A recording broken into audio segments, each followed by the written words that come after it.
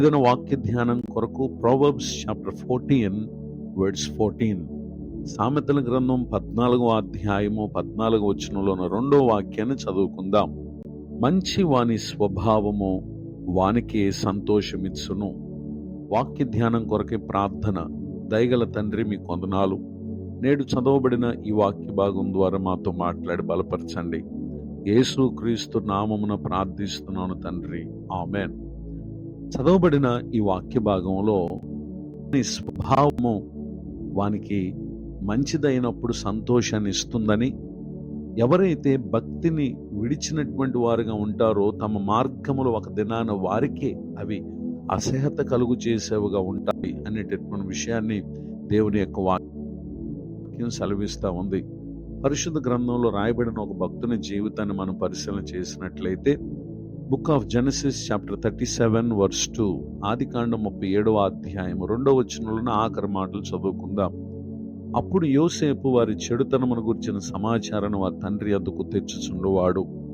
చదవబడిన ఈ వాక్య భాగంలో యోసేపు మంచి స్వభావాన్ని కలిగి ఉంటూ తన సహోదరులు కలిగి ఉన్నటువంటి చెడు స్వభావం గురించినటువంటి సమాచారాన్ని తండ్రికి చెప్పడంలో గల కారణం ఏంటంటే, తమకు భవిష్యత్తులో పొందలసినటువంటి సంతోషానికి బదులు వారి క్రియలు వారికి వెక్కసం అవుతాయి అనేటటువంటి ఉద్దేశంతో ఈ విషయాన్ని ఒక తమ్ముడుగా తన తండ్రికి చెప్తూ వచ్చేవాడు. ఆ కారణాన్ని బట్టి తన సహోదరులు యోసేపు మీద పగపెట్టారు. అతన్ని మరణానికి అప్పగించాలని చూశారు. ప్రభు ఆ గుంటలో నుండి తప్పించారు. అంత మాత్రమే కాక వారు అతన్ని అమ్మివేశారు. అమ్మబడినటువంటి చోట అతడు బానిసగా ఉన్న ఇంట ఆ ఇంటికి విచారణకర్తగా మారాడు. చెయ్యని నేరాన్ని బట్టి అతని యజమానురాలు అతనికి వేసినటువంటి నింద వలన చెరసాల్లో పెట్టబడినప్పటికీ చెరసాల్లో ఉన్నటువంటి ఖైదీలందరి మీద బాధ్యతను పొందినటువంటి వ్యక్తిగా ఉన్నాడు.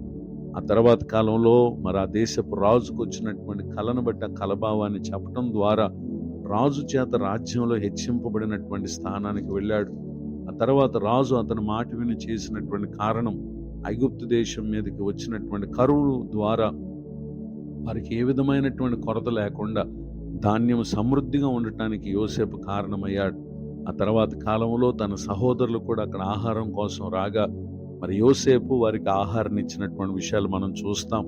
ఇటు సంగతులన్నీ జరిగిన మీదట వారి తండ్రి ఈ లోకాన్ని విడిచిన తర్వాత యోసేపు సహోదరులు ఎవరైతే అతనిని బాధించారో వారు వచ్చి ఆయన ఎదుట సాగిల పడినప్పుడు, ఇదిగో మేము నీకు దాసులమని వారు చెప్పినప్పుడు యోసేపు అంటున్నాడు, భయపడకుడి, నేను దేవుని స్థానమందున్నానా అని మాట్లాడుతూ, మీరు నా కీడు చేయాలని ఉద్దేశించారు, కానీ బహుప్రజలు బ్రతికించినట్లుగా అది మేలుకే దేవుడు ఉద్దేశించాడు అని చెప్తూ, భయపడకుడి, నేను మిమ్మును మీ పిల్లలను పోషించదనని చెప్పి వారిని ఆదరించి వారితో ప్రీతిగా మాట్లాడుటను మనం గమనించగలం. ఈ విషయాలన్నిటిలో మనము క్లుప్తంగా తెలుసుకుంటున్నాం.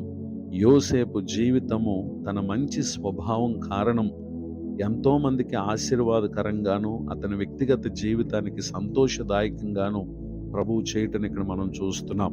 ఈ మాటలు వింటున్నటువంటి నా ప్రియ సహోదరి సహోదరులు, భక్తి విడుచుట అనగా చెడుతనానికి మన జీవితాన్ని అప్పగించుకొనుట. ఒక దినమున ఆ స్థితి మనకే అసహ్యతను కలుగు చేసేదిగా ఉంటుంది. అప్పటికి ఎన్నో నష్టపోతాం.